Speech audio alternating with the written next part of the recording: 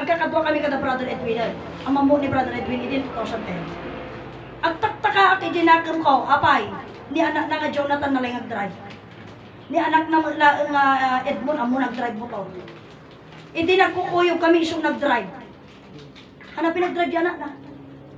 Apay nga nga kayat nga mag-drive yan. Diretso salita. Ang ko'y magajay si kanang baga. Mahal na dyan ako na. Oh, pero supposed to be, amo na, hayaan mo supposed to na siya. No? Di diretso salita. Di ko na ni Sister Angelita, awang kanot tiwala na dyan na. Ngamin maminsan mo, itinagan na kagpaiso, kunada mo no kanay, kayak pay mo. Mapasubon to ni sumada di sarita nga mapilitan to di anakin nagnakam to na awan di nagannanan. Uno nga kayanin di nagannakan. Apay, arami din awan di mga rami din eh. Awan di mga rami nga anak nan eh. Kaya minsan sa anak sa magulang, nag-struggle din ang anak na makuha niya yung trust ng magulang. Tiwala. Yung tiwala niya. Uray to may pinaglutuan ng kaday. No, dumakahang ka pa yung tiwala nga makaluto, iso na. Ang kami makatiwala. Kaya nag-struggle din ang anak. Kailangan naman yung tiwala. Kaya ganun lang yun. Kaya nga sa bagay, nung tinagdumaan kanya tayo, kastoy mo, inaramid tayo di kay kayat tayo, tibaliktad na, inaramid tayo di kay kayat tayo, hantay nagtalot di Diyos. Di kay kayat tayo, tinaramid tayo. Nung di Diyos, nagtalot kada tayo. So baliktad tayo. Kabaliktad, kasyan. Iso ti kinapurno di jay. Dito yan, apay nga, what is our connection to the cosmopolitan? Kasi, life, mga kapatid ko,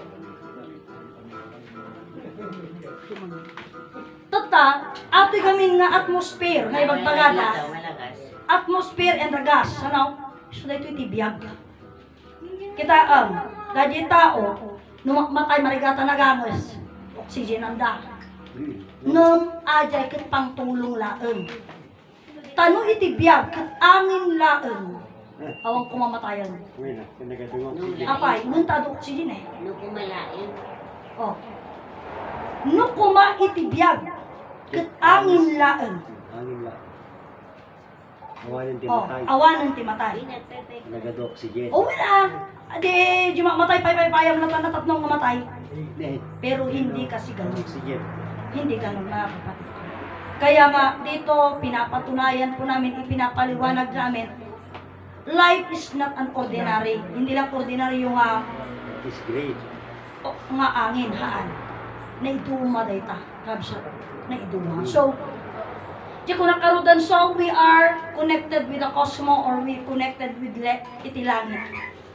Apay, huntay suday tatibiyag tayo. Kapsa, iso tibiyag tayo. Anya mo ti connection tayo ti daga, the Mother Earth.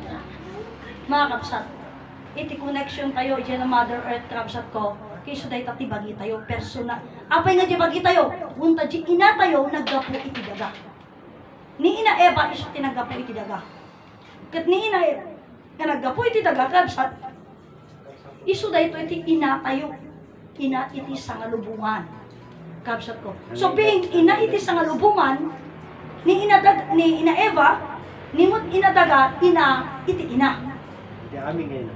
Ina iti aming ngayon. So, iti ito'y kasjay katindi dito. So nga, kasano kapudno, kasano kapudno, tunggal may sa dito yan mapasok. Dito'y kabsat, dito'y ipalawag ko, dito'y kabsat, ipalawag ko pa na kayo. Examinin nyo. Si kayo timang ibaga no pudno, wano saan nga pudno. Wano, si kayo timang detect no kasano ka pudno. Kabsat. Ado timang ibaga, nga iti Diyos, iti adal, religion. Iti bagada, iti may isa nga tao, nga matay, pumanaw ka nung di kararwana.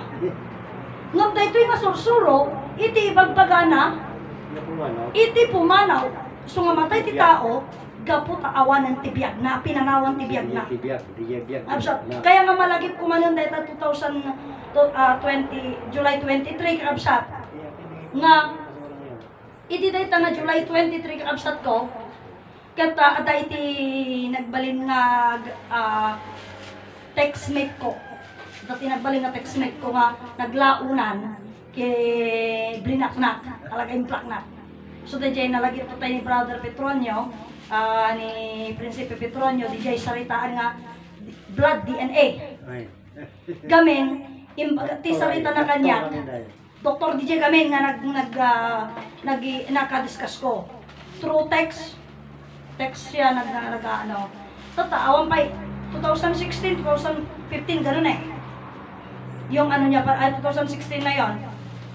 Siyempre hindi pa masyadong ano ng Buhay. flat screen na cellphone, yung mga ganyan na ano, touch screen. So mga keypad pa lang ang masyadong ano noon. So, sinabi niya sa akin actually, ang isa sa mga sinasabi niya, kasi ang sabi ko, God Almighty. Then ang tanong niya sa akin, yan bang sinasabi mong God Almighty is God of the earth or God of the universe? Ayun eh. Yun ang sabi niya. Ang tanong, ang sinasabi mo bang kasi Diyos nagbaling na tao? Yan bang Diyos nagbaling na tao na yan ay usapan ng Diyos lang dito sa mundo, earth, or God siya ng universe? That's the question. So, ang sabi ko sa kanya, sa Biblia wala namang kasing universe. Kasi sa Biblia, ang sabi lang, nilikha o ginawa ng Diyos nila ang langit at lupa. So sabi ko, saan ba nagmula yung universe? Sa science. Adal di jay ka nagsabi. So tatabiing adal di jay universe, di ko na kanya na, so dito nga Diyos, God Almighty, God, the whole world. So kuna na kanya, God lang garod yun ng diyan sa Mother Earth lang, sa lubong lang tayo tangarod, kuna na kanya. So being Diyos lang ang itilubong, kuna na, baganan nga, ano lang daw, ano ba tawag dito? Parang pipitsugin lang yung Diyos ko.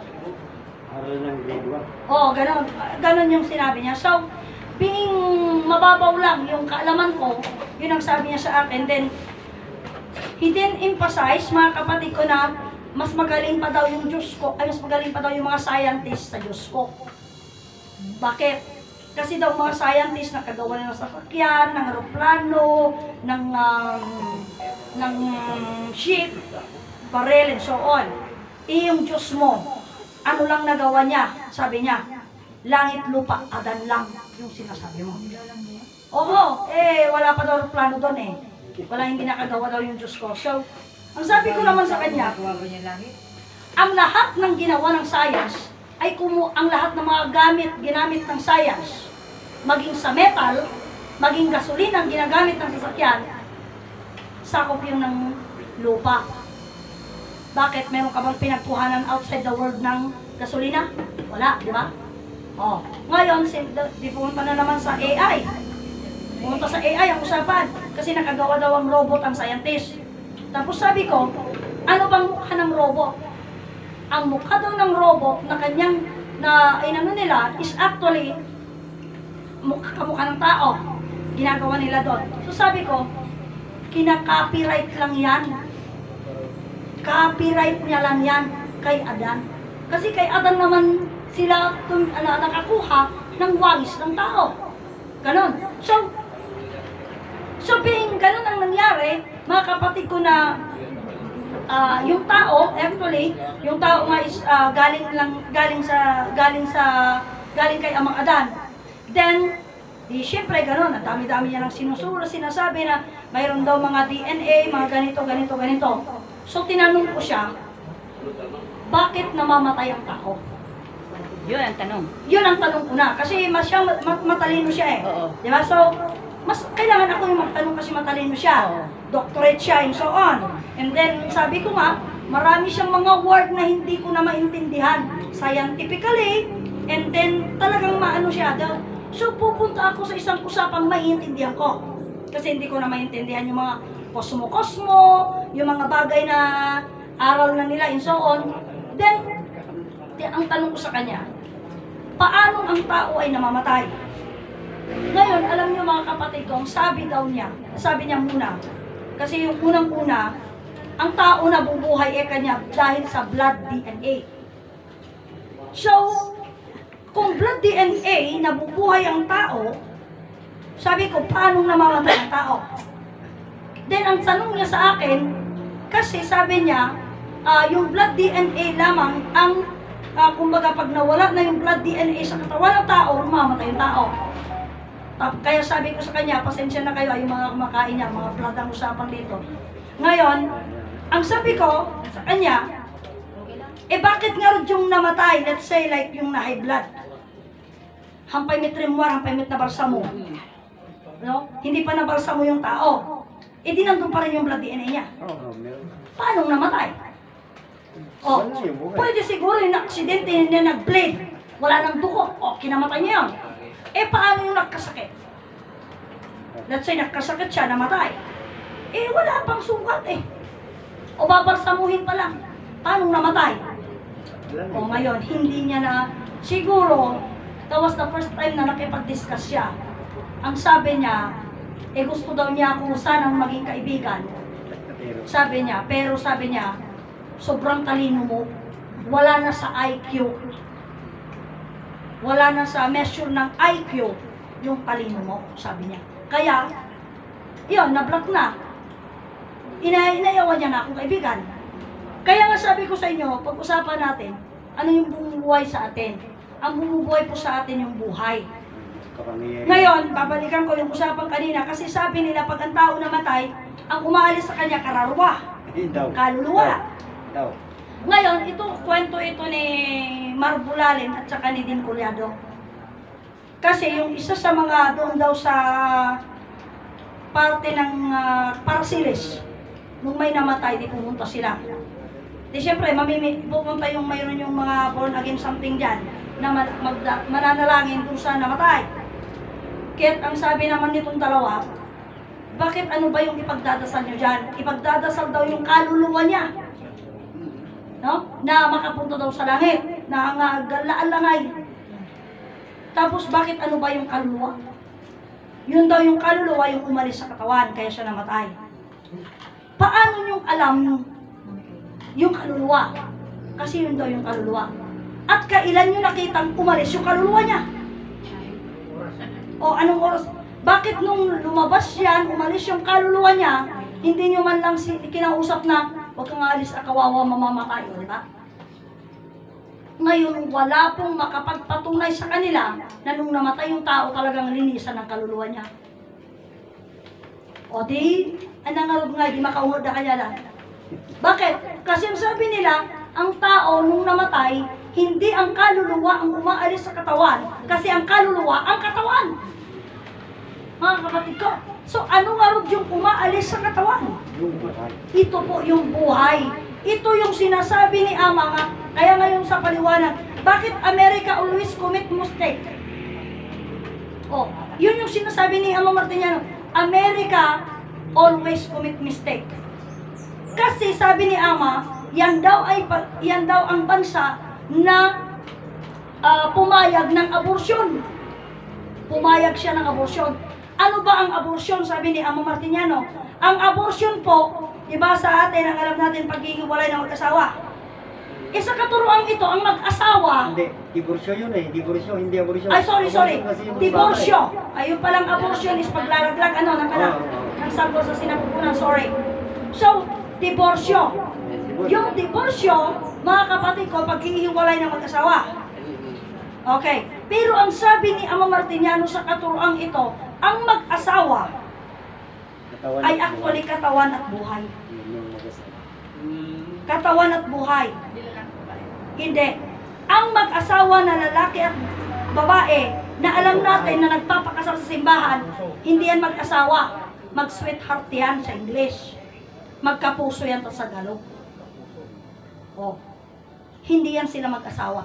Kasi, ang tunay na mag-asawa, biyag kembagi. Buhay at katawan.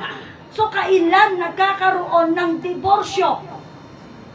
Pag ang buhay, lumisan na sa katawan, diborsyo na yun. Nag-divorce dan. Gusto nga ko na ni Ama, American School Mistake. Yun ang tunay na diborsyo, mga kapatid ko. So, siyempre naman, body cannot move without life, di ba? So, yun ang usapan talaga nga. Ito ipinapaliwanag ng katuruan ito na ang katotohanan, iti kararwawon no kaluluwa, ay hindi yung sinasabi nilang hindi makita. Ngunit, ang tanong, apay ngay at damit na gijay, sinasabi nilang hindi makita na mga multo daw. Yun daw ay kaluluwa, kanila, no? Iba po yun. Yun po ay tinatawag na aningaas. Why? Aningaas, dijay. Oray si bibiyag at aningaas na. Para bang guni-guni? Guni-guni ba yun? Hindi, aningahas. Na, kasi alam mo yung, di ba yung init ng katawan natin, daddy? Pagka, wala kasi sa atin pero pag malamig, unang ka, dati asok na? Dati asok na, rin yun ay init ng katawan natin. Usok yun. Pag malamig, mayroong makikita mo yun sa umaga. Sa Amerika, pag winter aki, maraming ganon. Yun po, pag napuporma yun, yun ay tinatawag na aningahas. Hindi kaluluwa yun o espiritu na nagmumuto sa'yo, hindi. Kasi ang sabi ni Ama Martiniano, ano ba tawag dito? Ang multo na sinasabi natin, gawa-gawa lang yan sa pinikula. Kaya nga yung best friend ni sister ko, Adelaida, ang dami niyang sinesend sa akin sa messenger na yung mga tao na may pakpak, ganon-ganon, may mga trumpet. Yan ay mga kwento-kwento lang yan na ginawa ng isinulat ng tao sa Biblia na mayroon daw angel na may pakpak. Fantasya. Mga likhang isip nila yan. Yan ang tunay na gawa-gawa. Mga kapatid ko, yan ay tunay na gawa-gawa. Kaya nga sinasabi nila sa amin, pagka yung sinasabi mo mga gawa-gawa lamang, ay di ang kay ganda, di ba? Kay ganda. Sabihin nila sa atin na gawa-gawa lang natin, mga sinasabi natin, langit at lupa, gawa-gawa lang. Hindi ako Diyos. Lumayas na kayo sa lupa dahil gawa ko lang yan. Di mapili ko lang yung gusto kong tumira dito, punta kayo sa Mars. Wala naman mabuhay. Diba? Yung sinasabing Kaya- kaluluwa na gumagala-gala? Iba yun. Kaya nga minsan may mga ganong bagay, ganito kasi yun mga kapatid ko. Yung sinasabi nila na kaluluwa, uray kiniinahidimot ka na dyan sa umagkatang-katang kaya nga nag-aatang. Kaluluwang gala. Kaluluwang gala, ganon. Kasi actually, mga kapatid ko, ayon kay Inay Conchita, ang lugar po na ito, lahat ng namatay, kuha pa rito. Lahat ng namatay, kuha pa rito. Yung kanilang mga buhay. Sa balon. Kaya po, kasi bakit sila naririto? Kapila sila. Kasi nakapila sila sa balon na kailangan nilang maligo doon. Kaya yun yung sinasabing pagsusulit. Pagsusulit. Kasi nung 1980s, hindi ko lang malaman. Nalimutan ko na kasi basta nasa 1980s, nag-stop na po ang reincarnation. Nagtapos na ang reincarnation. Kung kaya't ang mga lahat ng ito, ng mga tao na mga namatay, hindi na na-reincarnate. At ano nang ginagawa ngayon? Siyempre, naghihintay na po sila sa atin. Sa mga... Kaya nga may usapan, nung punta kami ng Manaring, may nagsabi na, isulit mo kung manitatang mo, sabi nila kay Banjay. Di pumunta na lang siya makiligo. Isipin mo, paano ang hangin o paano ang buhay maliligo sa tubig? Hindi mababasa. Hindi siya mababasa. Hindi niya kayang mabasa. Mga kapatid ko. Kaya nga, napakalaking, parang ito, unawain natin. Kasi sa ngayon, pinapatutuko ko yung katuruan. At ano yung katuruan na ito? Na, yung sinasabi ko nga sa inyo, hindi kaluluwa ang umaalis sa katawan pag namatay. Ang umaalis po ay ang buhay. Mga kapatid ko. Anong patunay na buhay ang umaalis? Mga kapatid ko. Kasi, yung sabi nga ni Ama Martiniano noon, kahit damhin mo yung ilong niya, wala nang hangin lalabas. Wala na rin pulso. Wala na rin pulso. Kasi patay na, wala na siyang buhay. At, malamig na rin siya ang bangkay. Hindi na yun Wala nang init. Wala nang init. Kaya nga minsan sabi nga nila, hindi rabi ikit awanin tilawag, so ibig sabihin wala na yung Diyos nyo. Mainit pa naman yung katawan mo. Nasa sayo pa rin naman ang init ng buhay. Init ng liwanag. Mga kapatid ko. So being nandiyan pa, Ano mo sasabihin? Wala. Ma'am, may question ako. Bakit si Ama Adan ang binabantog natin dito na si ang Diyos at hindi si Hesus Kristo? Bakit si Ama Adan ang binabantog o sinasabi natin dito? At hindi si Hesus Kristo? At hindi si Yesu Cristo. Ganito po yun. Inoon, sinabi ko na sa inyo, una-una pa lamang, siyempre ako, ipapaliwanag ko sa iyo in a way na magkausapan tayo. Ipapaliwanag ko sa iyo on a point, no? Tignan mo ha. Kahit noon sinabi ko sa inyo na ang Biblia ay hindi kampi sa inyo. Ngunit ang Biblia na binabasa nyo ay kampi sa amin. Paano? Tignan mo ha. Sa Biblia mismo, Biblia muna. Kahit mali, kasi nandudong kayo, yun ang tatahakin natin muna. Ang Biblia, ang sinasabi nila, wala kang makahanapan sa Biblia na unang creation na tao, kundi si Adan lamang. Si Adan lamang. Wala nang iba. Si Adan lamang ang unang tao sa mundo. Ngayon, so kung unang tao yun, nabaybasihan mo, ano bang sabi nyo? Ano bang sabi namin? First of all, God. Una sa lahat, Diyos. Paano?